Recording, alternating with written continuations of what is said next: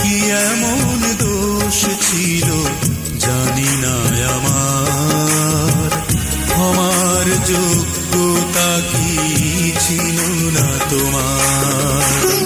তুমি যে সুখের তরে আমাকে একা করে সাজানো সুখের ঘর ছেড়েছ, আমারে পোড়া বুকে কষ্টের আগুন